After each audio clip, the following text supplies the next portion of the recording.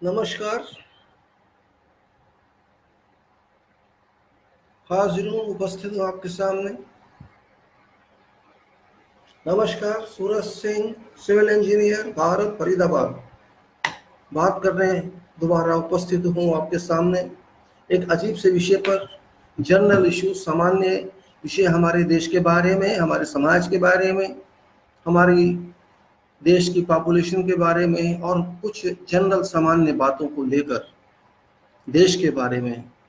क्योंकि आज के समय में हम लोगों को देश के बारे में चिंतन करना उतना ही आवश्यक है जितना अपने परिवार के बारे में हम चिंतन करते हैं।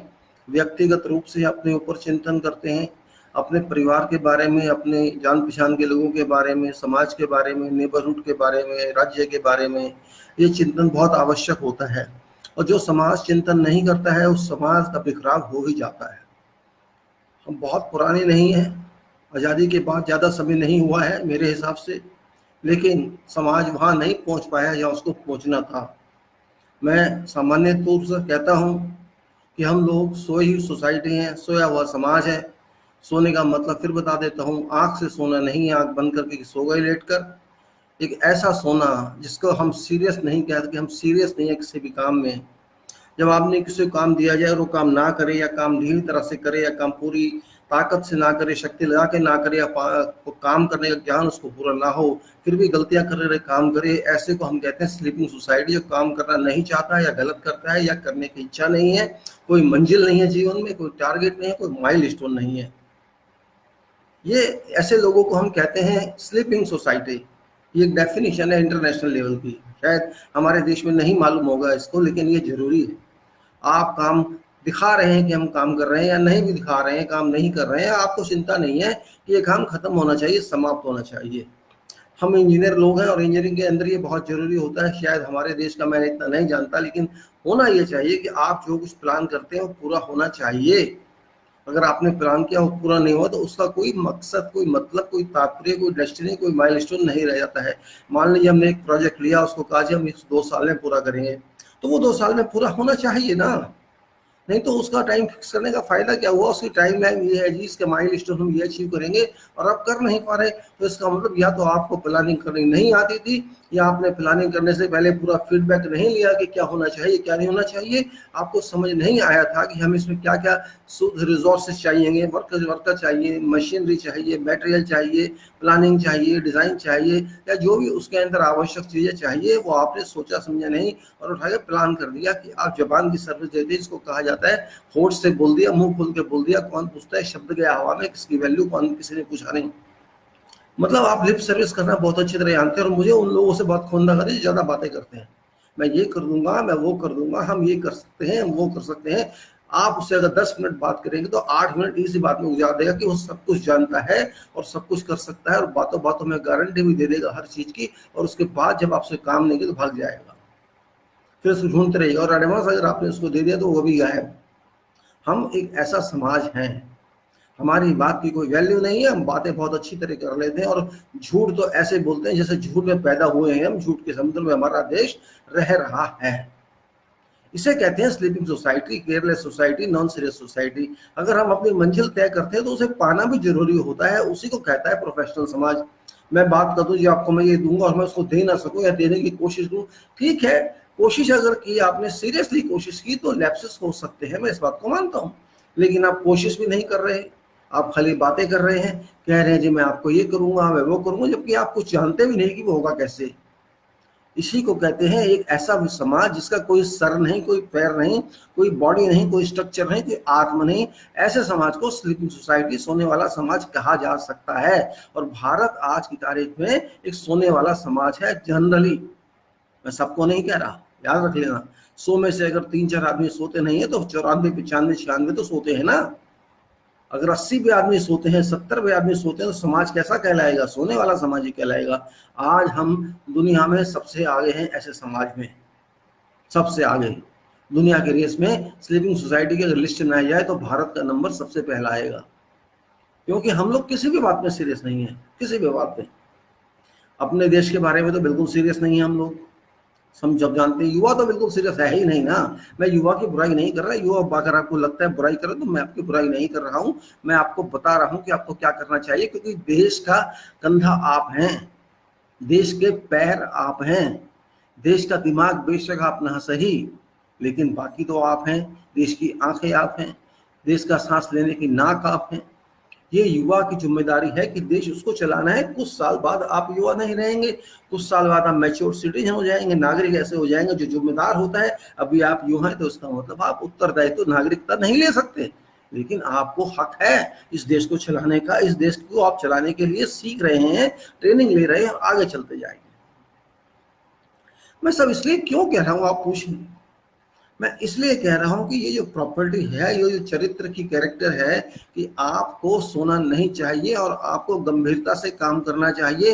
ये उतना ही आवश्यक है किसी समाज के लिए, किसी देश के लिए, जितना भूख मिटाने के लिए रोटी खाना, पानी पीना और बीमारी को ठीक करने के लिए दवाई लेना, जीने के लिए सांस लेना, ये उतना ही आवश्यक है। हर समाज में, हमारे देश के जितने भी समाज हों, हमारे देश में जितने भी लोग हों, जितने भी सब कुछ हों, एक कहावत कही गई है हमारे देश में कि आपने सुना होगा आरक्षण के बारे में। सब जानते हैं कि आरक्षण होता है, वो क्यों होता है, ज्यादातर लोग समझते नहीं है। कहते हैं अजी ये तो कुछ जानता नहीं है, आरक्षण की वजह से इसको जॉब मिल गया। और मैं इतना जानता हूं, मेरे 90% मार्क्स आ गए, मेरे 95% मार्क्स आ गए, मैं कंपटीशन में मेरिट पे आ गया, लेकिन मुझे जॉब नहीं मिला। ठीक है, आपको नहीं मिला तो वो देखो मेरे से 20% मार्क्स कम लाया, उसको जॉब मिल गया, क्योंकि वो आरक्षण समाज से आता है। तो ठीक है, इसमें क्या प्रॉब्लम है। बात तो वही रह जाती है, आप भी एक्सपर्ट नहीं है और वो भी एक्सपर्ट नहीं है, दोनों में फर्क क्या है, क्या फर्क है दोनों में। वो एक ऐसे लेवल से आता है जहां रोटी खाने को नहीं थी, वो एक ऐसे लेवल से आता है, उनको पीटा गया था सैकड़ों साल। वो एक ऐसे समाज से आता है जहां उसकी बेइज्जती की जाती थी, उसको पानी भी नहीं पीने दिया जाता था। वो एक ऐसे समाज से आता है जहां पैदा भी होना मुश्किल होता था। वो एक ऐसे समाज से आता है जहां पानी पीने के लिए भी लड़ाई करनी पड़ती थी, हक मांगना पड़ता था, उनको पानी के हाथ भी लगाने नहीं दिया जाता था। वो एक ऐसे समाज से आता है जो आपकी गंध उठाता था। वो एक ऐसे समाज से आता है जहां आप उसके साथ से निकल भी नहीं सकते थे। वो एक ऐसे समाज से आता है जिससे शरीर की खुशबू भी आपको बदबू लगती थी। वो एक ऐसे गिरे हुए समाज से आता है जो आज भी गिरा हुआ है, उनके हक आज भी मारे जा रहे हैं, उनको आज भी पीटा जा रहा है। तो क्या है अगर उसकी थोड़ी कमी रह गई और आपने ऐसा क्या तीर मार दिया कि आपको इतना नॉलेज वाला कहा जाए। ऐसा क्या अचीव कर रही है आपने। आपका पिता पैसे वाला है, आपके माँ बाप पैसे वाले हैं, आपके रिश्तेदार पैसे वाले हैं, आप अच्छी शिक्षा ले सकते हैं स्कूल में जाके, आप अच्छी ट्यूशन ले सकते हैं, आप अच्छे टीचर रख सकते हैं, आप अच्छी गाड़ी चला सकते हैं, आपके पास मोटरसाइकिल हो सकते हैं स्कूल कॉलेज जाने के लिए, आपके पास सारी वो प्रॉपर्टीज हैं जो जरूरत होती है शिक्षा लेने के लिए। और उसकी वजह से अगर आपने 10% ज्यादा ले लिए तो आप अपने आपको प्रतिभान देने लग गए। आता क्या है आपको, ना आपको मैथ्स आता है, ना फिजिक्स आती है, ना केमिस्ट्री आती है, ना कोई काम धंधा करना आता है। वो कम से कम सीवर लाइन में निकल के सीवर लाइन की सफाई तो कर सकता है, आप तो वो भी नहीं कर सकते। आप तो झाड़ू भी नहीं लगा सकते, आप तो कुछ भी नहीं कर सकते। वो सब कुछ करता है, धूप में खड़ा होकर काम करता है, आप कर सकते हैं। कौन सी प्रतिभा है आप में। किताब पढ़ के पास होना प्रतिभा होती है क्या। किताब पढ़ के काम चलता है क्या। कौन सा काम सीखा है आपने जो देश को चलाएंगे। और उसने ऐसा क्या नहीं किया जो देश नहीं चल सकता है। सिर्फ इंग्लिश का आ जाना, या तर जरा बोल लेना, या जरा अच्छे कपड़े पहन के टाई लेके घूम लेना। एक गंदे कपड़े पहन के घूमता है, एक अच्छे कपड़े पहन के घूमता है, उसमें प्रतिभा का क्या मतलब है। शर्म आती है मुझे से सोच पर। आज की तारीख में 2019 दुनिया कहां से कहां पहुंच गई और हम लगे रिजर्वेशन में कि उसको मिल गई मुझे नहीं मिली। जलन है, जलन। अरे मंदिर में घंटे बजाते हो, बैठ के हराम की खाते हो, प्रसाद लेते हो, लोगों से दक्षिणा लेते हो, किस बात की लेते हो, उसको लेने दो। आपने ऐसा क्या किया कि आपको मिले उसको ना मिले। आपने मंदिर में बैठे हैं, किस लिए बैठे हैं, क्या प्रतिभा है आपकी। आपने कितने वेदों की नॉलेज है आपको, कितने प्राणों की नॉलेज है आपको, धर्म के बारे में आप जानते क्या है जो वो नहीं जानता। आपको क्या आता है जो मंदिर में बैठ के करोड़ों पंडित खा रहे हैं, किस लिए खा रहे हैं, कहां से खा रहे हैं, किसका खा रहे हैं।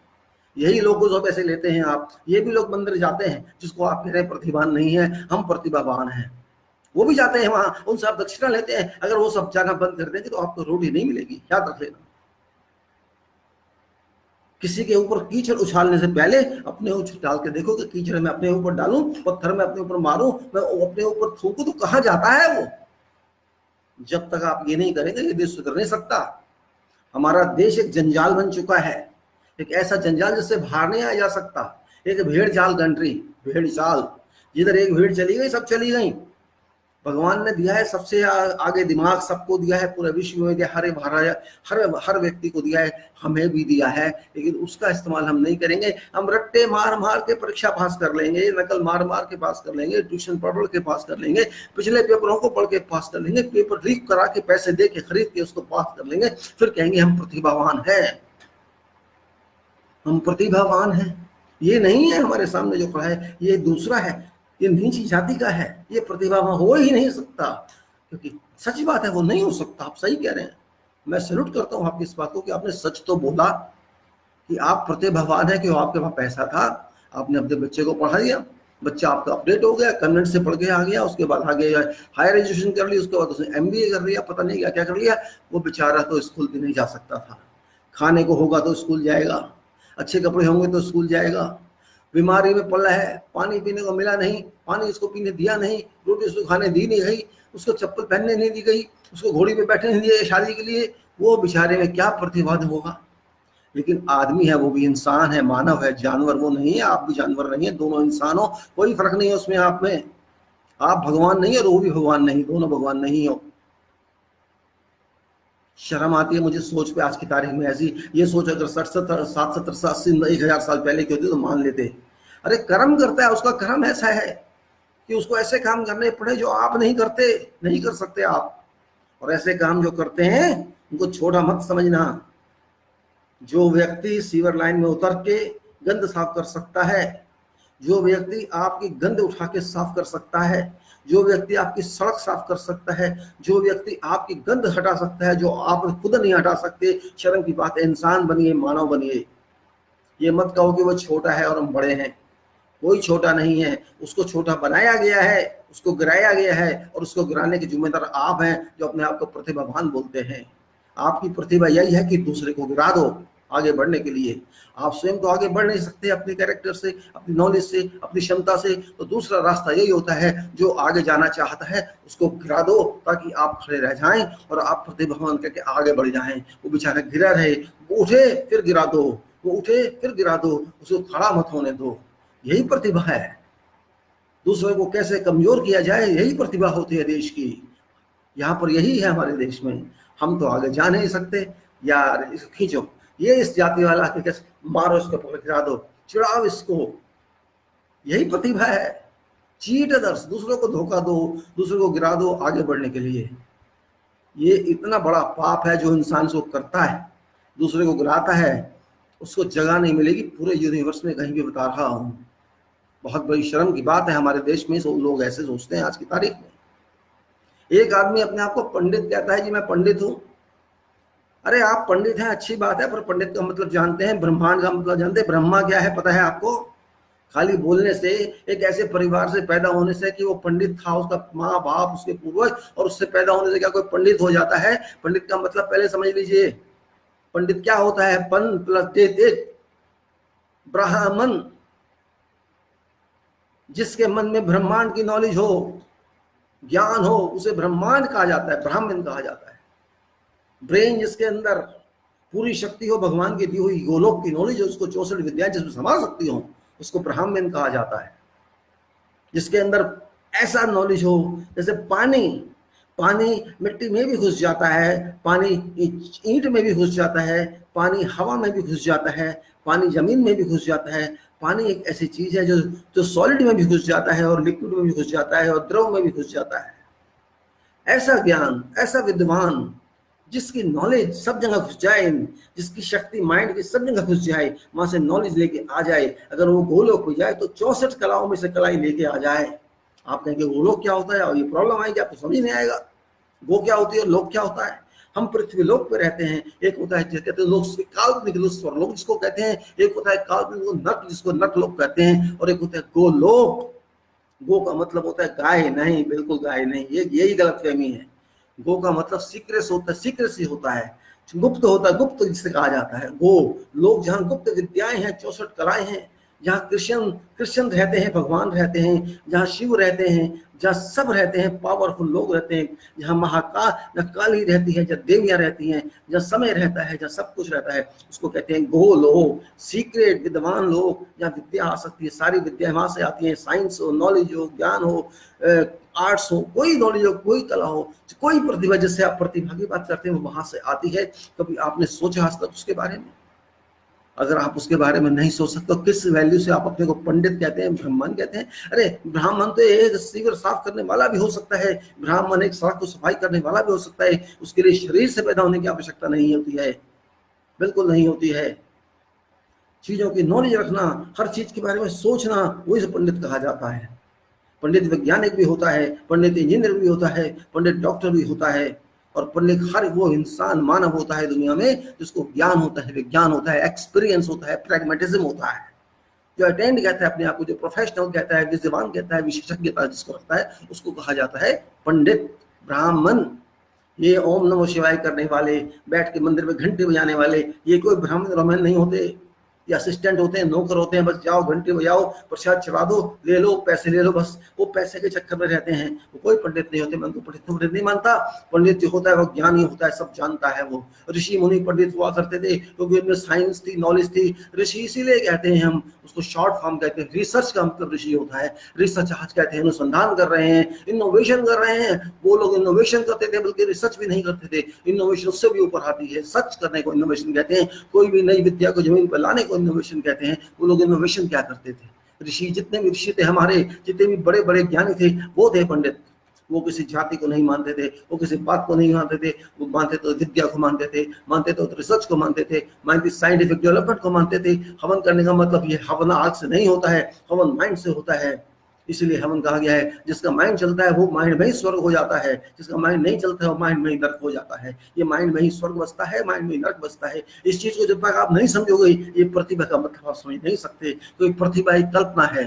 प्रतिभा वो होती है जो आप काम की नॉलेज रख कर पाए, वो प्रतिभा होती है। गीता में भी कहा गया है, खाली नॉलेज काफी नहीं है, ज्ञान काफी नहीं है, किताबी ज्ञान से कुछ नहीं होता है। इस बात को समझना बहुत आवश्यक है। जब तक आपने जो सीखा है उसे करेंगे नहीं, अप्लाई नहीं करेंगे जिंदगी में, तो आपको समझ नहीं आएगा कि आपने क्या सीखा था या क्या नहीं सीखा था। जो सीखा था वो सही भी सीखा था कि सही नहीं सीखा था, ये समझना बहुत आवश्यक है। अगर आपकी नॉलेज काम ना आए तो उसको नॉलेज नहीं, कबाड़ा कहते हैं। अगर आपकी नॉलेज जिंदगी में काम ना आए, बेशक आपने कितनी भी डिग्रियां ले रखी हों, कितनी भी विशेषज्ञताएं ले रखी हों, कितनी भी डॉक्टरेट्स ले रखी हों, अगर आप उसको अप्लाई करके यूज नहीं कर सकते समाज के लिए, इस ब्रह्मांड के लिए, तो वो सब बेकार है। इसलिए मैं किसी जात पात को नहीं मानता। पहली बात, इसमें कोई गौरव की बात नहीं, कोई घमंड की बात नहीं। मैं एक मानव हूँ।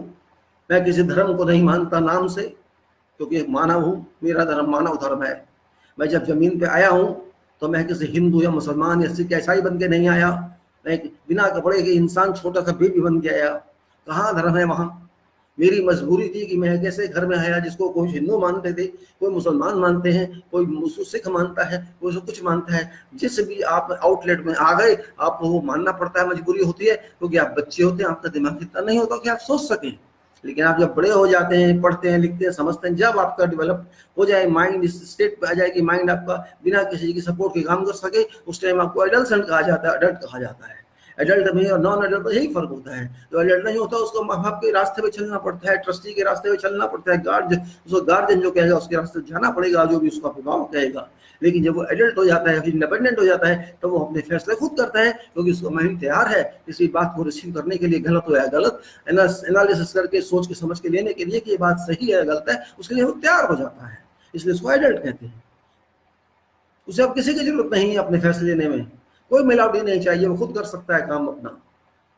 उस समय आपकी समझ में जो भी आता है, आपको कौन से धर्म को मानना है या नहीं मानना है, ये आपका फैसला होता है। वहां कोई फोर्स नहीं होनी चाहिए कि मेरे माता पिता ये थे, मेरे दादा दादी ये थे, या मेरे नाना नानी ये थे, या मेरे समाज से हुए। इस शरीर का कोई मतलब नहीं है, क्योंकि ये शरीर तो है ही नहीं, टेम्पररी है। ये शरीर आया है तो जाएगा भी, रह जाएगा। यहीं पे आत्मा मीन होती है, पता होना चाहिए सबको, पंडितों को और बड़े बड़े पंडितों को, सबको जो अपने आप को पंडित कहते हैं, धर्म के ठेकेदार बोलते हैं, या मौलवी कहते हैं, मुसलमान के ठेकेदार बोलते हैं, जो भी किसी का ठेकेदार अपने आप को बोलता है, सब इलिटरेट हैं, सब अज्ञानी हैं। उनको नॉलेज होनी चाहिए, समझना चाहिए कि धर्म कुछ नहीं होता है।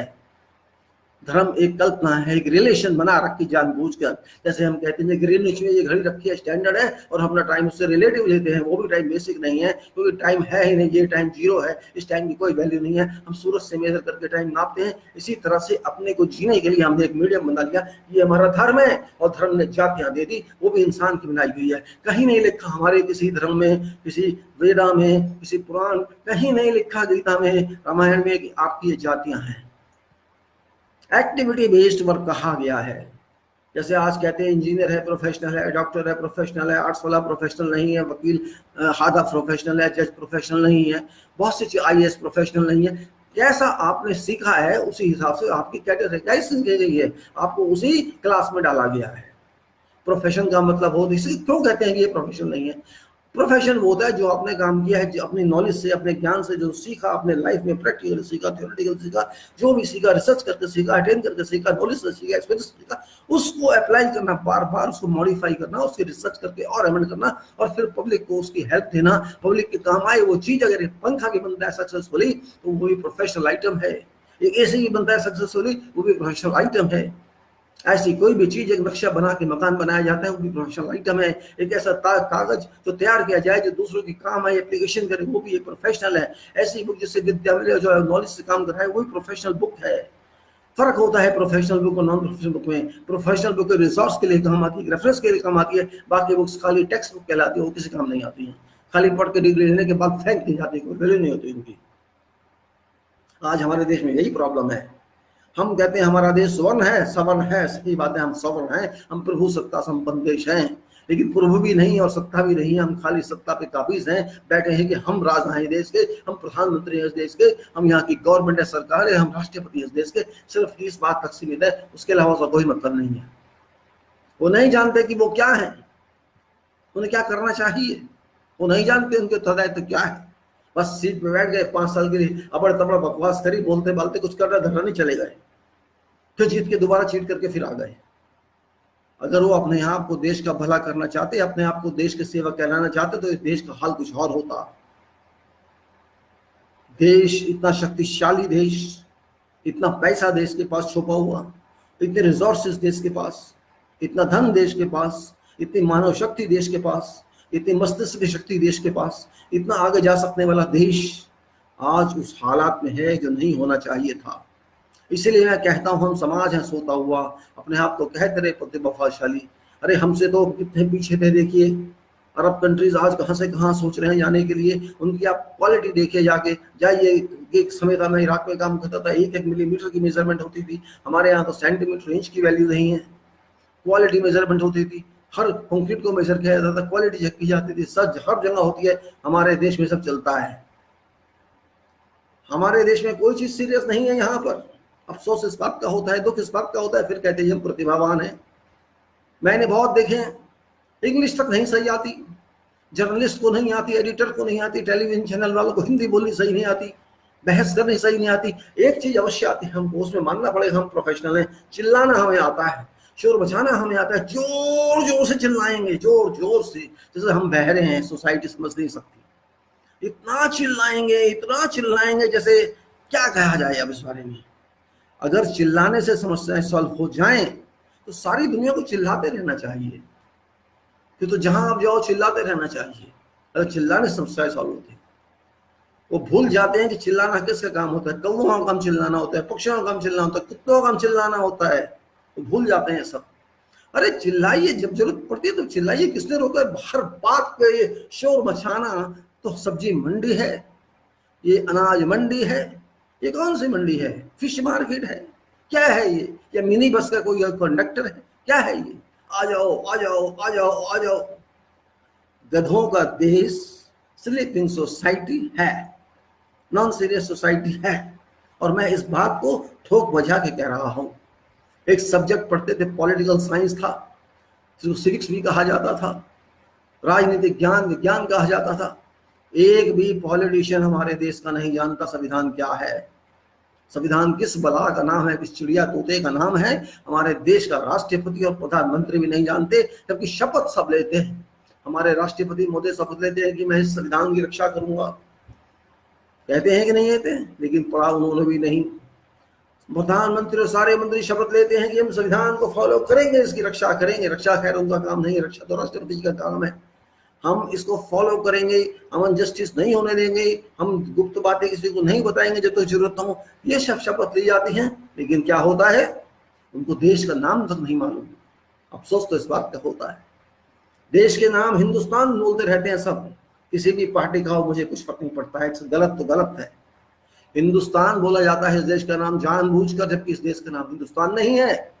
इस देश का नाम भारत एंड इंडिया है संविधान के हिसाब से। लेकिन बड़े से बड़ा मंत्री हो, राजनीतिक हो, पार्टी वाला हो, उनकी जबान पे हिंदुस्तानी तोता नहीं निकलता। वो हिंदुस्तानी तोता जो बैठा है मुगलों के टाइम से वो निकलता नहीं है। और हम भूल जाते हैं, हम अंग्रेजों को दोष देते हैं कि अंग्रेज राज करके गए, उससे पहले मुगल राज करके गए। उससे पहले कौन आया था ये कोई बताता नहीं है। मुगल के आने से पहले 2000 साल तक कौन थे यहाँ, उससे पहले कौन आए थे 2000 साल पहले? 2000 साल पहले यही लोग आए थे जो आज अपने आप को प्रतिभाशाली पंडित कहते हैं, जिनको पंडित की एबीसी नहीं आती है। वो आए थे ईरान से, इराक से, अफगान से, तुर्की से आए थे यहाँ। आज अपने आप को आरएसएस की फैमिली बना के बैठे हैं वो, जो हमारे देश के मूल निवासी ही नहीं है। मूल निवासी इस देश का है जिसको वो कहते हैं छोटा आदमी है, आरक्षण मांगता है, ये करता है। अरे वो मूल निवासी है इस देश का। आप पढ़िए इतिहास को उठा के। सच को मानने में क्या तकलीफ है? सच छुपेगा नहीं, आप माने या ना माने, आपके मानने से या नहीं मानने से कुछ फर्क पड़ने वाला नहीं है। सच तो सच ही रहेगा, आपकी औकात नहीं उसको काटने की। यस, आप ऐसे काम चाहते हैं बैठे बैठाए मिल जाए। अगर मैं दफ्तर जाऊं, बैठूं ऑफिस में जाके काम करता रहूं कंप्यूटर पे, या पहले जब कंप्यूटर नहीं होते थे फाइलिंग करता रहूं, लिखता रहूं, इसको उसको फाइल में लगा के रख दूं, तो दोबारा जब तक 10 बार फाइल आपके डेस्क पे नहीं आएगी आपको तृप्ति नहीं मिलेगी। आज भी वही बात है। हर आदमी जो थोड़ी डिग्रियां लेके आ जाता है वो सोचता है मुझे गजेटेड ऑफिसर बनना है, मुझे प्रिंसिपल सेक्रेटरी बनना है, मुझे फर्स्ट सेक्रेटरी बनना है, मुझे आईएएस की टॉप पोजीशन में जाना है, बस मुझे ये चाहिए। अपने आप को प्रतिभावान मानते हो?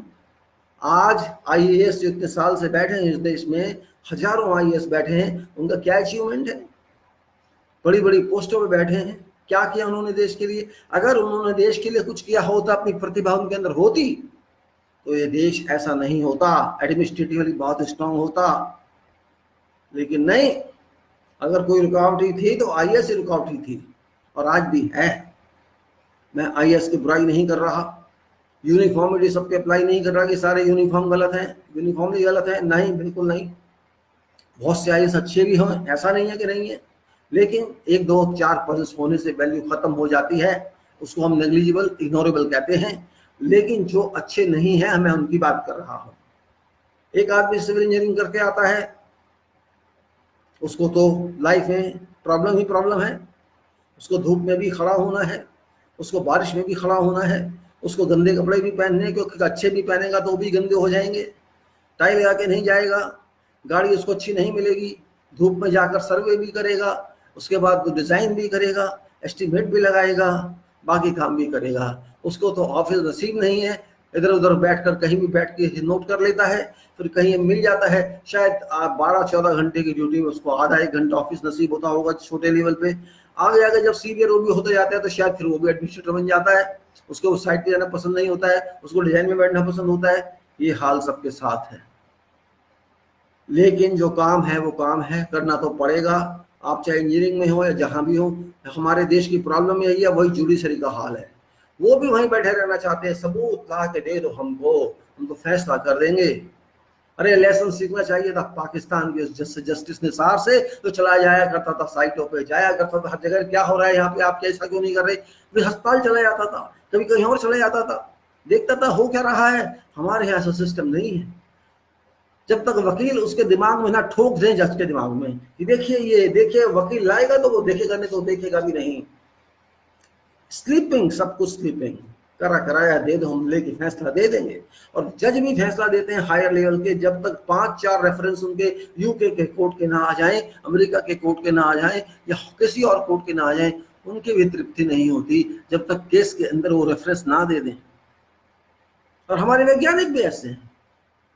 अरे अपने आप रिसर्च करो, अपने आप काम करो तो दो, उस रिसर्च में ये हुआ और उस रिसर्च में वो हुआ, उस नोट नंबर दिस में ये हुआ और उस नोट नंबर दिस में ये हुआ, कहते रहते हैं। ये क्या मजाक है? आपका अपना ओरिजिनल कुछ है कि नहीं है? कि आपको जब तक दूसरे से मजा ना आता, मन नहीं भरता आपका, जब तक उसको लाके अपने मत्थे पे, अपने मुंह पे, अपने पेपर पे एम्बेड नहीं कर देते? क्या है ये? फिर आप कहते हैं हम नॉलेज सोसाइटी है, हम प्रतिभाशाली देश हैं, हम विश्व गुरु हैं, वर्ल्ड गुरु हैं हम। अरे आप यूनिवर्सिटी में टीचर नहीं है, खाली पड़ी हैं। आपके यहाँ रिसर्च के प्रोफेसर नहीं हैं, आपके यहाँ रिसर्च के इंजीनियर नहीं है, साइंटिस्ट नहीं है, और एडमिनिस्ट्रेटर्स की तो बात ही छोड़ो। पॉलिटिशियंस को एबीसीडी नहीं पता, पॉलिटिक्स की सिस्टम नहीं पता उनको, संविधान नहीं पता उनको। लेकिन एमपी हैं, राज्यसभा के हैं, लोकसभा के हैं, हम पीएम हैं, उनको भी नहीं पता कुछ। कोई फर्क नहीं है। मेरा चैलेंज है, किसी भी एमपी से या होने वाले या हुए पीएम से बैठा कर टेस्ट ले लीजिए, अगर संविधान के बारे में बता दे, आपको 10 पॉइंट भी बता दे कि संविधान किस बला का नाम है, इसे क्या मतलब होता है, कैसे होता है, मैं मान लूंगा। कुछ नहीं पता संविधान कैसे बना, क्या हुआ, क्या इंपॉर्टेंस है, क्या होता है, क्या नहीं होता है। अरे जब देश का नाम नहीं वो जानते तो क्या जानते होंगे? कुछ नहीं जानते होंगे। बस सीट चाहिए, कोई मतलब नहीं।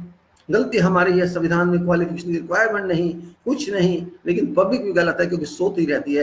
अरे संविधान में नहीं लिखी उनकी क्षमता क्या होनी चाहिए, उनकी क्वालिफिकेशन क्या होनी चाहिए, उनकी एकेडमिक्स क्या होनी चाहिए, उनका तजर्बा क्या, एक्सपीरियंस क्या होना चाहिए, उनकी प्रैग्मेटिज्म कितनी होनी चाहिए, नहीं लिखा। लेकिन ये भी नहीं लिखा कि आप कंसिडर मत कीजिए। ये तो नहीं लिखा ना संविधान में कि आप इनको बाउंड है कि कंसिडर नहीं करेंगे। हम नहीं लिखते, आप पर छोड़ते हैं, तो पब्लिक पर छोड़ दिया उन्होंने। बड़ी अच्छी बात है, उन्होंने बचाई ये डिसाइड करने के ड्राफ्ट चार्टर में कि हम कितना आदमी चाहिए पढ़ा लिखा, छोड़ दिया पब्लिक के ऊपर कि आप जैसा मर्जी लाएं। तो पब्लिक की ड्यूटी बनती है, रिस्पॉन्सिबिलिटी बनती है चेक करने की।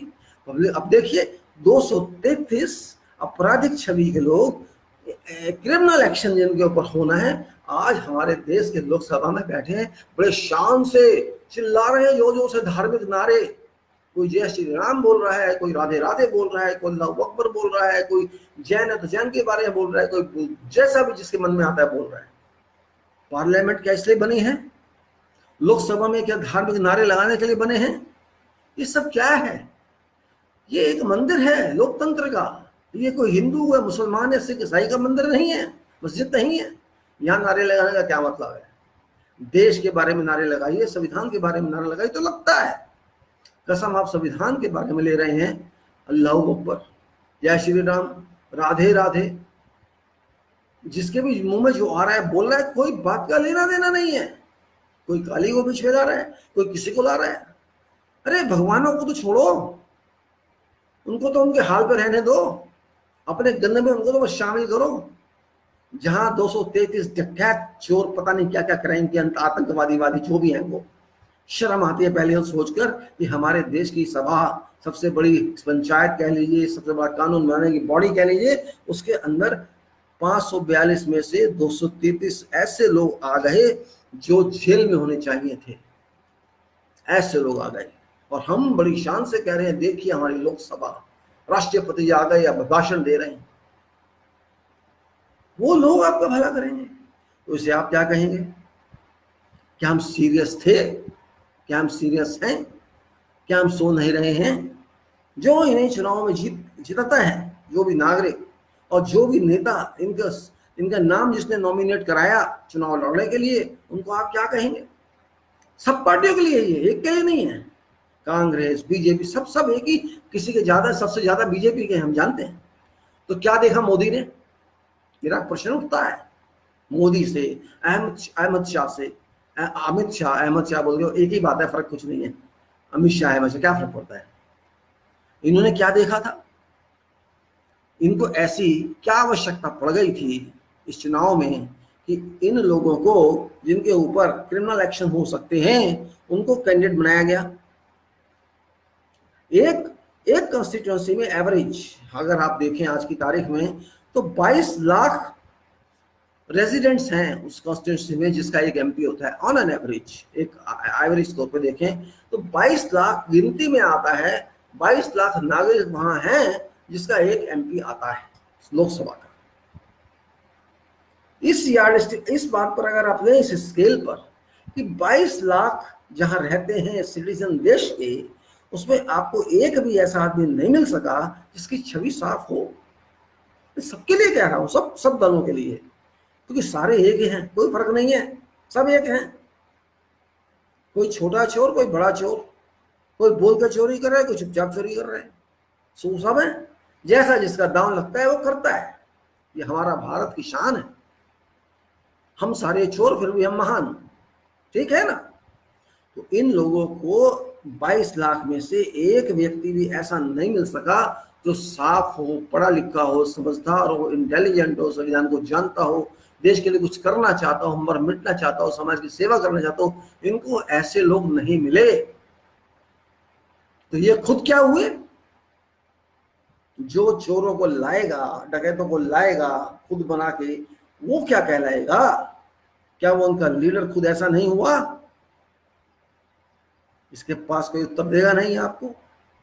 मत दो, समझ तो समझ है, जैसा जो करता है उसका लीडर तो उससे ज्यादा करता है, साफ है।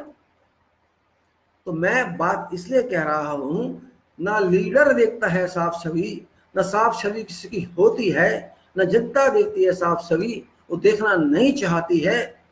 पैसे लेके टिकट दे दो और पैसे खर्च के इलेक्शन जीत जाओ, ईवीएम के थ्रू जीतो या जैसे भी जीतो, लोकसभा में आ जाओ और फिर जोरों से शोर मचाओ। तुम्हें लोकसभा पता नहीं क्या होती, तुम्हें संविधान पता नहीं क्या होता, बस तुम्हें जय श्री राम, अल्लाह अकबर, राधे राधे, राधा कृष्णा, ये वो, इन बातों में समय करना है, कविताएं भजन गाने।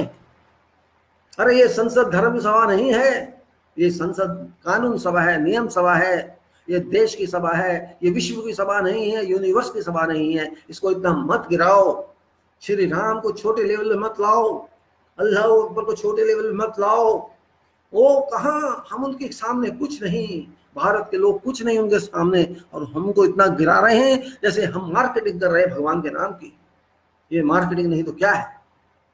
शर्म आती है मुझे ऐसे राजनीतिक सोच रखने वालों पे। तो ये श्री राम के नाम पे मार्केटिंग कर रहे हैं, अल्लाह के नाम पे मार्केटिंग कर रहे हैं, राधे राधे के नाम पे मार्केटिंग कर रहे हैं। इनको बिल्कुल शर्म नहीं अपने कैरेक्टर पे, और फिर कहते हैं हम देशभक्त हैं।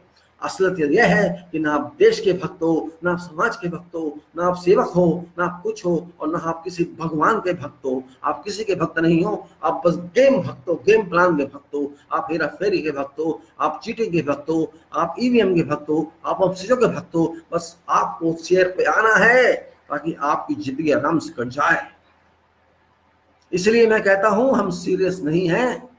इनका भी कसूर नहीं है, क्योंकि जनता का कसूर है। जो जनता ये देखती नहीं कि मेरा कैंडिडेट कौन है, मेरा उम्मीदवार कौन है, उसको चुनना होता है एमपी, वो चुनती है पीएम।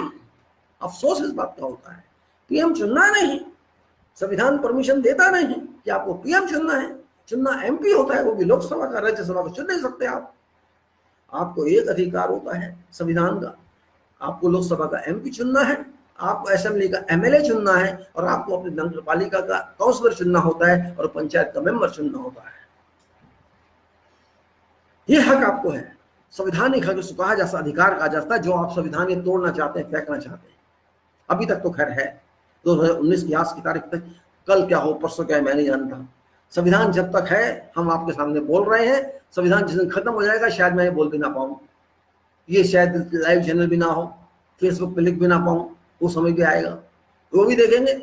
एक दिन मरना है, डेस्टिनी सबकी लिखी है, जिस दिन हम पैदा होते हैं उसी दिन हमारा माइलस्टोन फिक्स हो जाता है डिपार्चर का। जैसे रिटर्न टिकट होती है ट्रेन की, हवाई जहाज की, जिसकी भी होती है, जब आप बुक कराते हैं, लिख देते आज इस तारीख को जा रहा हूँ, इस तारीख को वापस आऊंगा वहां से। तो ये रिटर्न टिकट हम लेके आते हैं, नहीं तो वीजा नहीं मिलेगा जमीन का। सबके पास है रिटर्न टिकट, हमें दिखती नहीं, बस फर्क इतना होता है। तो रिटर्न टिकट पर जाना ही जाना है, एक्सटेंशन उसकी होती नहीं, पहले जा नहीं सकते। तो फिर किस बात की चिंता है? फिर बोलने से क्यों डर? किसी को सच बोलने से किस बात का डर? सच्चाई छुप नहीं सकती, बता देते हैं, कभी नहीं छुप सकती बनावटी फूलों से कागज के। सच्चाई सच्चाई होती है, फेस करना पड़ेगा आपको। कोई विश्व की इतनी बड़ी शक्ति नहीं आज की तारीख में, रावण नहीं रहा तो आप क्या औकात? रावण सब चीजें जानता था, हजारों साल जो जिया कहते हैं वो नहीं रहा, बड़े बड़े सब चलेगा, एक भी नहीं रहा आज की तारीख में। तो मुझे और आपको तो छोटे छोटे समुद्र की बूंद जो होती है ना पानी की, उससे भी छोटे, उसके भी न्यूक्लियस हैं हम, उसके भी पूरे एटम नहीं है। और न्यूक्लियर भी शायद उसमें न्यूट्रल ही होंगे, हम न्यूट्रॉन होंगे, प्रोटॉन इलेक्ट्रॉन भी नहीं होंगे। इलेक्ट्रॉन होते तो अच्छा होता है, इलेक्ट्रॉन कभी इधर जाता है कभी इधर जाता है, आयोनाइजेशन करता है। अगर हमारा समाज इलेक्ट्रॉन नहीं जाए तो बात ही खत्म हो जाए। आप जानते हैं एटॉमिक स्ट्रक्चर में क्या होता है, मॉडिफाइड फॉर्म में, बड़ी से बड़ी न्यूक्लियर फिजिक्स में क्या होता है, एक एलिमेंट कहलाता है। एलिमेंट के अंदर बहुत सारे एटम्स होते हैं। एटम में 3 स्ट्रक्चर होते हैं, एक होता है प्रोटॉन, एक होता है इलेक्ट्रॉन, एक होता है न्यूट्रॉन। प्रोटॉन का पॉजिटिव चार्ज होता है, न्यूट्रॉन का जीरो चार्ज होता है, मींस न्यूट्रल होता है, ना प्लस होता है ना माइनस होता है, और इलेक्ट्रॉन का नेगेटिव चार्ज होता है। इलेक्ट्रॉन ही बहुत बड़ी पावर रखता है। नेगेटिव चार्ज का मतलब बाहर भी आ सकता है, दूसरे में जा सकता है, दूसरे एटम में, इस एटम से बाहर आके उस एटम में जा सकता है। उस जिस एटम में जाता है उसको आयोनाइजेशन कह देते हैं। आयोनाइजेशन बहुत बड़ी प्रॉपर्टी होती है। बिजली जो चल रही है उससे चल रही है, कंप्यूटर चल रहा है उससे चल रहा है, पॉजिटिव से नहीं चल रहा है, नेगेटिव से चल रहा है। 10⁻⁻6 कहा जाता है माइक्रोन, ये वही पावर है जो मिलती है आपको उससे। अगर सोचिए कब यहाँ, तो ये इलेक्ट्रॉन अगर चलने लगे हमारे दिमाग का, इलेक्ट्रॉन चलने लगे हमारी सोच का, तो इनकी क्या औकात पॉलिटिशियंस की। कुछ नहीं है, ये भीख का कटोरा लेके हाथ में घूमेंगे कि हमें कुछ खाने को तो दे दो। अपने इलेक्ट्रॉन का इस्तेमाल करो। आपके अंदर अरबों खरबों इलेक्ट्रॉन भरे पड़े हैं आपके दिमाग में, वो जाम हो गए हैं, वो जम लग गया, पत्थर मार मार के टूट के बंद कर दिया गया उनको खोलो, उस इलेक्ट्रॉनिक गैस को बाहर निकालो, देखिए आपका क्या हाल होता है। आप सोचने में मजबूर हो जाएंगे, आप प्रश्न करेंगे, आप सोचेंगे ऐसा क्यों नहीं हो रहा, इसमें क्या प्रॉब्लम है। यही तो विज्ञान, यही साइंस है। अपने इलेक्ट्रोनाइजेशन कीजिए। कंप्यूटर नहीं होता इलेक्ट्रॉन नहीं होते तो, बिजली नहीं होते इलेक्ट्रॉन नहीं होते तो, आप भी नहीं होते इलेक्ट्रॉन नहीं होते तो। ये हवा के अंदर जो आयोनाइजेशन, बादल गरजते हैं आपस में, ऊपर जाके कहते हैं जो बादल गरजते हैं, वो कुछ नहीं, आयोनाइजेशन होता है। हीट एनर्जी इधर से उधर जाती है, इलेक्ट्रॉन हीट एनर्जी बनाते हैं। ज्यादा मूवमेंट होगा तो ज्यादा होगा, पानी ज्यादा गर्म करेंगे तो बॉयल होगा, बॉइलिंग करते सारे इलेक्ट्रॉन पानी के होते हैं, और ठंडा कर दो जाम हो जाएंगे सर। आप फ्रोजन इलेक्ट्रॉन्स हैं, फ्रोजन क्लाउड्स हैं यहाँ। इसलिए ज्यादा घमंड मत करना कि हम बहुत क्या बोला, प्रतिभाशाली हैं। अरे प्रतिभाशाली है नहीं, बनिए। अमेरिका में कोई ऐसी प्रतिभा नहीं है दूसरों को खरीद के काम चलाता है। जितने भी एडवांस कंट्री, कोई प्रतिभा नहीं है। न्यूटन में थी, आइंस्टाइन में थी, और में थी, जो छोटे छोटे फार्मूले जिन्होंने दिए, वो कोई वैज्ञानिक नहीं थे, किसी यूनिवर्सिटी डिग्री लेके नहीं आए थे। सोच उनके इलेक्ट्रॉन खुले, वो सोए हुए इलेक्ट्रॉन नहीं थे, जागे हुए इलेक्ट्रॉन थे। हम सोए हुए इलेक्ट्रॉन हैं। अच्छा हो गया, हाँ जी, चलो अच्छी बात है। नहीं हुआ, चल यार कल हो जाएगा, 2 दिन और वेट करें, थोड़ा इंतजार कर लो यार, कोई नहीं यार, 1 महीने बाद हो जाएगा। बिजली वाले की बिजली गई, वो टेलीफोन नहीं उठाएगा, कर लीजिए आप कंप्लेंट। आपकी बिजली यहाँ है ना, मैंने जो एक्सपीरियंस किया है, बिजली गई, कोई बताने वाला नहीं है। आप फोन कीजिए, घंटी बजेगी, उठाएगा नहीं, बिजी है बिजी है बिजी है बिजी है बिजी है। भैया आप क्यू में है, लाइन में है, कतार में है, कतार में है, कतार में है, वेट कीजिए। ये क्या है, काम आपसे नहीं हुआ, बिजली चली गई, ड्यूटी आपकी रिस्पॉन्ड करने के टेलीफोन पे, टेलीफोन उठा के रख दो, सबसे बढ़िया है। ना होगा बांस, क्या कहते हैं वो, जो भी कहते हैं, ना होगा बांस ना बजेगी बांसुरी, वही हाल है। टेलीफोन उठा के रख दो, और जब बिजली सॉल्व हो जाए इसको फिर रख दो। हाँ जी हाँ जी, बिजली तो आ रही है जी। अगर यही हमारा चिंतन है देश के बारे में, यही हमारा कर्म करने का स्टाइल है, कहने को तो हम ISO 9001 के रजिस्टर्ड हैं, कहने के जी हम ISO 9000 सर्टिफाइड हैं। पता नहीं उनको सर्टिफिकेशन क्या मतलब होता है, किसी को पता नहीं, लेकिन सब सर्टिफाइड हैं। ISO 9000 कोई सर्टिफिकेशन देती नहीं है, लेकिन वो सर्टिफाइड है। खैर हम मान लेते हैं आप सर्टिफाइड हैं, तो काम भी तो वैसा होना चाहिए आपका। आपका काम तो वैसा है नहीं, तो कैसे सर्टिफाइड है आप। इसलिए सोचना बहुत जरूरी है कि हम क्या करना चाहते हैं। जब तक इस देश के अंदर एक कल्चर नहीं बनेगा, कर्म कल्चर, वर्क कल्चर, जाइए आप किसी फॉरेस्ट में देखिए किस तरह काम होता है, जाइए आप गल्फ कंट्री से देखिए किस तरह काम होता है, कोई टाइम वेस्ट नहीं होता है। हमारे यहाँ टाइम वेस्ट होने का कल्चर है। यहाँ तक कि प्राइवेट कंपनीज में आप जाके देख लीजिए, बड़े बड़े लोग कहते हैं स्ट्रेस आ गया जी हमको, स्ट्रेस, बहुत स्ट्रेस आ गया। अरे आप लाखों रुपए सैलरी लेते हो और स्ट्रेस नहीं आएगा तो क्या आएगा। आप काम करेंगे तो करना पड़ेगा ना, मुफ्त तो देगा नहीं वो सैलरी आपको। आप अपनी कंपनी खोल लीजिए, मैंने देखा है बहुतों को, ओह आपकी सैलरी 1 लाख 2 लाख 3 लाख आप लेते हैं, जितने भी आप लेते हैं, कोई आपके चेहरे को देख के देगा, क्या देख के देगा आपको वो। अरे स्ट्रेस तो हर काम में लेना पड़ता है, कौन सा काम ऐसा भी स्ट्रेस होता है। उस रेल के ड्राइवर से, उसी पायलट से जो 24 घंटे गाड़ी चलाता रहता है, उसका कितना स्ट्रेस होता है। और याद कीजिए उस समय जब कोयले की गाड़ी हुआ करती, लोकोमोटिव हुआ करता, वो कोयले डालते जाते थे चलाते चलाते, बार बार हर स्टेशन 2-4 स्टेशन के बाद जल जाए और डालो कोयला। अरे कितनी गर्मी में पंखा भी नहीं होता होगा उस गाड़ी में। और वो धूप, आग, कोयले की आग जलने के बाद कितना टेम्परेचर होता है सोच लीजिए आप, 300 डिग्री 400 डिग्री कितना होता होगा उस ओवन में जहां जलती थी। तो वहां भी लोग खड़े होकर काले हो जाते थे कि नहीं हो जाते थे? उनको तो स्ट्रेस नहीं होता था। आपने कंप्यूटर के सामने बैठ के टेलीफोन से बात करके स्ट्रेस ले लिया, बहुत स्ट्रेस हो गया मुझे। ये क्या है? आप सोते रहना चाहते हैं क्या? समाज कौन सा बना रहे हैं हम इस देश का? अभी बना नहीं है समाज, बनेगा, लेकिन ऐसा ही बनेगा तो क्या फायदा इसका? फिर आपके बच्चे भी सोने वाले होंगे, उनके बच्चे भी सोने वाले होंगे। अरे इससे अच्छे तो हमारे माता पिता पूर्वज रहे हैं जो इतने डिग्री वाले नहीं थे, लेकिन अवेक थे, जागते थे, दिन में सुबह जल्दी उठ जाया करते थे, जल्दी सोने की कोशिश करते थे, बच्चों को भी उठा दिया करते थे। हमारे पिताजी उठा दिया करते थे, उठो जल्दी चलो, खड़े हो, गार्डन में चलना है, वॉकिंग में चलना है। अरे साहब आज तो रात के 2 बजे तक तो मोबाइल पे लगे रहते हैं, फिर नींद आ गई तो सो गए, सुबह 11 बजे फिर उठ गए। तो भैया ऐसे तो काम नहीं चलेगा। मैं लेक्चर नहीं दे रहा, मैं वो बात नहीं कर रहा आपसे कि मेरी बात को मानो या ना मानो। सच्चाई बताने में डरना नहीं चाहिए। सच्चाई के बिना अगर किसी को एक बात बुरी एक बात लग भी जाए तो लगने दो, कोई बात नहीं है। एक आदमी को बुरा लगता है तो 10 आदमियों को अच्छा भी लगेगा। अब हम इस बात को लेकर बैठे रहेंगे कि इसको बुरा लग जाएगा, ये बात बोले नहीं तो वो नहीं चलेगा, हमें बात तो करनी पड़ेगी। मैं इतना पॉलिश भी नहीं हूँ, रफ आदमी हूँ, और मैं रफ होना पसंद करता हूँ, क्योंकि जो सच बोलता है वो रफ होता है, जो झूठ बोलता है वो मीठा मीठा बोलता है। बगल में राम, बगल मुंह में राम, बगल में छुरी। हमें वैसा नहीं बनना है। लेबर जो होती है ना वो मीठा नहीं बोलती, लेबर काम करती है इसलिए मीठा नहीं बोलती। धूप में पसीना बहाती है, खून बहाती है, तब वो काम करती है। वो मीठा नहीं बोलती, वो ऐसा ही बोलेगी। वो थूकेगी भी वहीं, सब कुछ वहीं करेगी, गंद भी वहीं फैलाएगी, क्योंकि वो सब काम हार्ड वर्क कर रही है। और जो हार्ड वर्क नहीं करते ना वो किसी का भला भी नहीं कर सकते। ना वो देश के बारे में सोचेंगे, ना वो समाज के बारे में सोचेंगे, ना वो भविष्य के बारे में सोचेंगे, बस वो सोचेंगे मुझे क्या मिला। अगर यही बातें सब सोचने लग जाएं तो देश का क्या होगा? अगर हमारा बॉर्डर का सिपाही भी यही बात सोचने लग जाए, हमारे ऑफिसर भी यही बात सोचने लग जाए, तो इस देश का क्या होगा? सोचने की बात है। उसको क्या जरूरत पड़ी है बॉर्डर पे खड़ा है? कुत्ते ने काटा है क्या उसको? इसलिए खड़ा है कि उसके अंदर मन है, उसके अंदर दिमाग है, उसके अंदर देश की भक्ति है, देश के लिए मर मिटना चाहता है, देश को अपना माता पिता समझता है। लेकिन उसको तो स्ट्रेस नहीं होती, आपको ही क्यों होती है? वो धूप में भी, छाए में भी, बर्फ में भी, हर मौसम में खड़ा है, लेकिन आप एयर कंडीशन में बैठे हैं फिर भी परेशान हैं। जब से एयर कंडीशन में बैठने लगे लोग, मुझे लगता है स्ट्रेस ज्यादा होने लगे। जब से जितना कंफर्ट आप लेंगे लाइफ में, कार में एयर कंडीशन, ऑफिस में एयर कंडीशन, टॉयलेट में एयर कंडीशन, बेडरूम में एयर कंडीशन। अरे आप एयर कंडीशन के मरीज हो गए हो, पेशेंट हो गए हो। एयर कंडीशन की बीमारी देता है, वो एयर कंडीशन नहीं कर रहा, आपके माइंड को कंडीशन कर रहा है। आप एयर कंडीशन का मतलब समझ लीजिए, लेकिन होता क्या है जब तक आप ये समझेंगे समझ नहीं आएगा। एयर कंडीशन जरूर होती है, लेकिन वो बेस्ट नहीं होती है। वो आपकी सांस को भी खींच लेती है, वो आपके शरीर में ड्राई डिग्री कर देती है, आपका ड्राई ब्लड टेम्परेचर बढ़ जाता है, आपके अंदर खुश्की आ जाती है। वो हवा जो बार बार आप सूंघते हैं, कितनी साइकिल है आपको ये भी नहीं पता कि एयर कंडीशन जब आप यूज करते हैं उसकी एयर जो एक बार कंप्रेसर के बाद फिल्टर होकर आपके अंदर फर्स्ट टाइम आ गई, वो कितनी बार सर्कुलेट करेगी रूम के अंदर आपको पता भी नहीं है। कई होती हैं 2 बार में चेंज हो जाती हैं, कहीं 3 चक्कर काट के चेंज हो जाती है, कहीं 8 चक्कर काट देती है।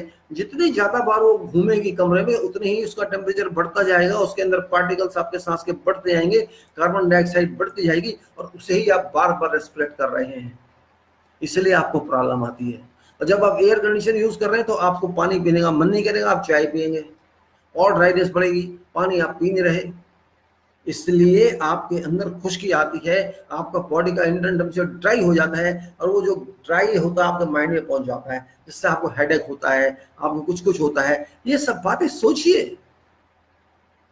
अरे शरीर का पानी सुखा देता है ये, सोते सोते आपके अंदर नाक के अंदर पपड़ी जम जाती है, आपने कभी नोट किया हो तो, आपकी खुश्की आ जाती है हाथों पे, आप पानी नहीं पी रहे इसलिए होता है।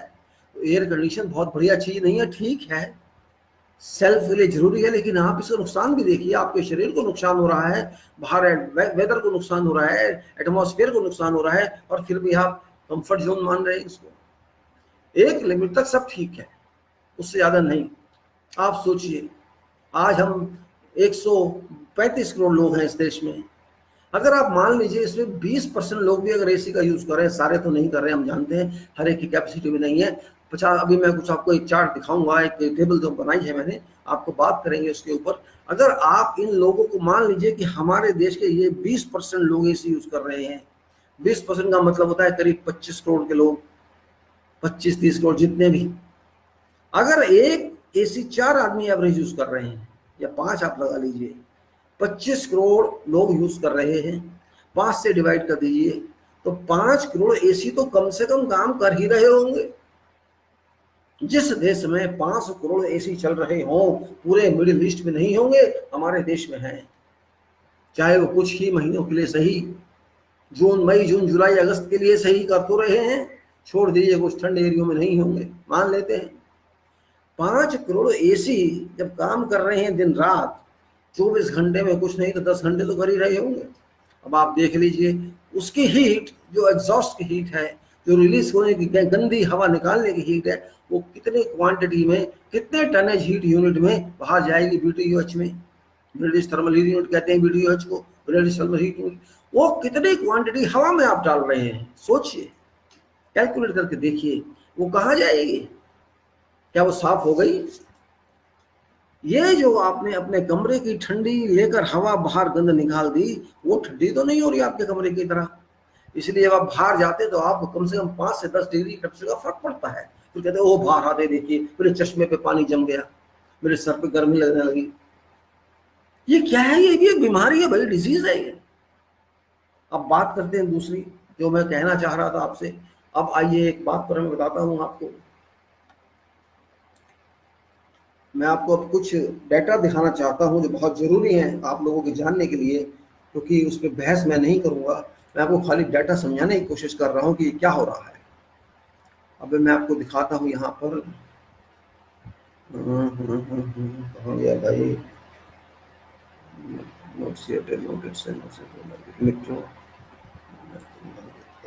यहाँ से आया नहीं है।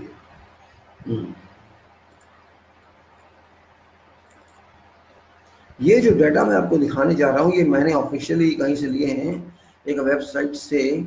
और ये आपको जो बताएंगे वो एक अलग चीज़ बताएंगे, तो शायद आपकी नॉलेज में हो भी या नहीं हो, मैं नहीं जानता।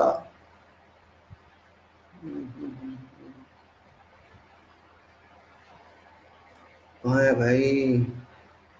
मैं आपका टाइम क्यों वेस्ट करूँगा, नहीं मिल रहा तो मुझे। वी पॉपुलेशन, यस, पहले हम चलते हैं वी पॉपुलेशन पे। ओके, वी पॉपुलेशन, ठीक है, मिल गया। ये व्हीकल्स एंड ये आपका वी पॉपुलेशन। हाँ जी, देखिए साहब, अब मैं आपको बताने जा रहा हूँ जो इम्पोर्टेंट चीज़। पहले मैं उसका एक रिप्रेजेंटेशन दे दूँ ग्लिम्स का, कि देखिए मैंने जो डाटा लिए हैं ये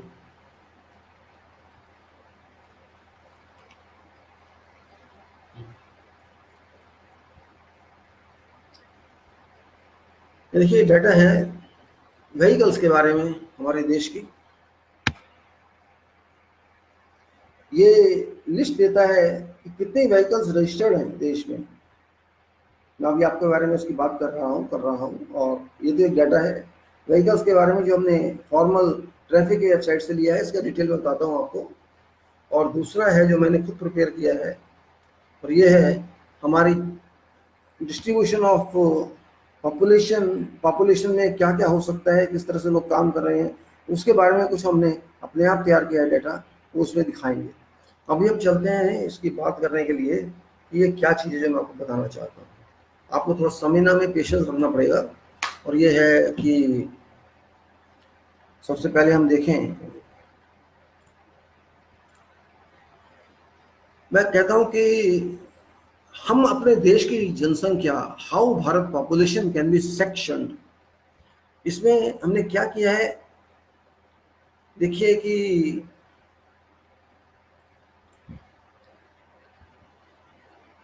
पहली बात हम पहले शुरू करते हैं। हमारे पॉपुलेशन 135 करोड़ है, सब जानते हैं, करीब करीब इतनी होगी। ये 100% पॉपुलेशन है देश की। इसमें आधे लोग तो कम से कम ऐसे होंगे, 50%, जो डिपेंडेंट हैं, जो इंडिपेंडेंट नहीं है। तो हम क्या करते हैं, कट कर देते हैं इसको। मतलब ये कि हमारी जो वर्चुअल पॉपुलेशन है देश की, प्रैक्टिकल पॉपुलेशन है, वो 67.5 करोड़ रह गई, आधी कर दी हमने। ये लोग ऐसे लोग हैं जो ऑक्यूपाइएबल हैं। ऑक्यूपाइएबल का मतलब काम धंधा करने वाले हो सकते हैं या है ऑक्यूपाइड, इनको खाली नहीं बैठना चाहिए, कहने का मतलब ये है ऐसी पॉपुलेशन को। अब आ गया ये, अब हम इनको प्रोपोर्शन देते हैं कि इनमें से किस क्लास के लोग हो सकते हैं। जनरलाइज भी है, कोई स्पेसिफिक नहीं है। मान लीजिए हम चलते हैं डीलर्स पे। डीलर एक जनरल टर्म है जो हैंडलिंग करती है, इधर का उधर, उधर का इधर, या कोई भी चीज को, सामान को इधर से उधर जो डील करते हैं, जो प्रैक्टिकली कुछ ऐड नहीं करते हैं, वर्चुअल लाइफ में कुछ ऐड नहीं करते हैं, उनका कोई कंट्रीब्यूशन नहीं होता है हैंडलिंग के अलावा, कोई भी आइटम को हैंडल करने के अलावा। तो ऐसे लोगों को मैं कहता हूँ डीलर्स। और मान लेते हैं कि 10% उस पॉपुलेशन का होंगे, 50% पॉपुलेशन का, पूरी का नहीं। जब मैं 10% कह रहा हूं तो 50% कह रहा हूं उस पॉपुलेशन का। मतलब ये कि ओवरऑल पॉपुलेशन जो 135 करोड़ है उसके 5% हो गए। ऐसे लोग 6.75 करोड़ हो सकते हैं, जो कि क्या ये करेंगे हम उसकी बात बाद में करेंगे। अभी हम खाली आपको बता रहे हैं कि इतने लोग इस वर्ग में हो सकते हैं, 6.75 करोड़। आगे चलिए, इनका स्टाफ भी कोई होगा डीलर्स का, तो हम इनसे डबल मान लेते हैं उसको। हम कहते हैं कि ये 13.5 करोड़ होंगे। कहने का मतलब ये है कि 6.75 करोड़ डीलर्स हो गए, हर चीज के डीलर्स, और 13.5% उनके असिस्टेंट हो गए। आगे चलते हैं, हम कहते हैं इस देश में सरकार से एम्प्लॉयज भी हैं, स्टेट एम्प्लॉयज जिसको हम बोलते हैं, अवश्य हैं, आप भी मानेंगे इस बात को। तो वो कितने होंगे? अब ये बात आती है, हमने चार्ट जो बनाया है उसमें लिखा है कि स्टेट एम्प्लॉयज हम 10% मान लेते हैं। ठीक है साहब, इसका मतलब ये हो गया 6.75 करोड़ तो हैं ही स्टेट एम्प्लॉयज, क्योंकि हम 10% ले रहे हैं। अब एक अलग फील्ड में आ जाइए, हम एक कंस्ट्रक्शन फील्ड को मानते हैं, बहुत बड़ा फील्ड है कंस्ट्रक्शन का, बल्कि मकान बनाना, सड़क बनाना, जो भी बनाना, इंडस्ट्री बनाना, फील्ड कंस्ट्रक्शन के अंदर हम मान लेते हैं 20% लोग होंगे। उस 20% का मतलब हो गया 13.5, 13.5 करोड़ लोग। याद रख लीजिए, मैं 50% आबादी की बात कर रहा हूँ, 50% पॉपुलेशन की, 100 की बात नहीं कर रहा हूँ। उसका ये 20% लोग, तो 13.5 करोड़ ये हो गए। मैन्युफैक्चरिंग स्टाइल में आप आ जाएं, मैन्युफैक्चरिंग वर्ल्ड में अगर आ जाएं, तो हम उसको 15% ले लेते हैं।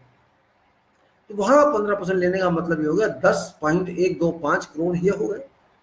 अब आप आ जाइए एग्रीकल्चर में, खेती में, हम कहते हैं वहां भी हम 15% ले लेते हैं, तो 10.125 करोड़ वहां भी आ गए। और बाकी जो बचे कुछ हैं उसको हम 10% में ले लेते हैं, जिससे कि टोटल 100% हो जाता है, और उसमें 6.75 करोड़ आ गए। तो जो मैंने प्रपोर्शन डाला है, डीलर्स का 6.75, डीलर स्टाफ का 13.5, स्टेट एम्प्लॉयज का 6.75, कंस्ट्रक्शन का 13.5, मैन्युफैक्चरिंग का 10.125, एग्रीकल्चर का 10.125, अदर 6.75, और ये टोटल हो गए 67.5 करोड़, 100% पॉपुलेशन का जो हमारी आधी है। जिसका मतलब ये हो गया कि 50% ये लोग हमने काउंट किए, जो 67.5 करोड़ बैठते हैं इन क्लासेस के अंदर, जो डीलर्स की हैं, स्टेट एम्प्लॉइज की हैं, कंस्ट्रक्शन की, मैन्युफैक्चरिंग की, एग्रीकल्चर की, अदर्स, और ऐसे बहुत से लोग आते हैं। मैं आके बताता हूँ क्या आते हैं। अब हम बात ये कर रहे हैं इसके बारे में कि ये कैसे काम करते हैं, क्या नहीं करते, वो हम बात बाद में करेंगे। अभी मैं आपको बताता हूँ एक और बात जो है इन्हीं से जुड़ी हुई हमारे वर्ल्ड से, और वो है हमारी हमारी जो देश की व्यवस्था है, गाड़ी का क्या हाल है। अब हम उसकी बात करेंगे आपसे, जो बहुत आवश्यक है। देखिए, मैंने डाटा लिया है, तो चश्मा ऊपर करना पड़ेगा, डाटा लिया है गाड़ी के बारे में। ये डाटा 2001 से लेकर 2015 तक का दिया है। इसके अंदर ये कहता है कि 2001 में हमारे पास 6.4 लाख बसेस थी, 2001 में 6.34 लाख टैक्सीज थी, लाइट मोटर व्हीकल्स 1.77 करोड़ थी, और इसी तरह से गुड्स व्हीकल थी 2.94 crores, और टू व्हीलर्स थे 3.86 crores, कार्स थी हमारे पास 5.29 crores,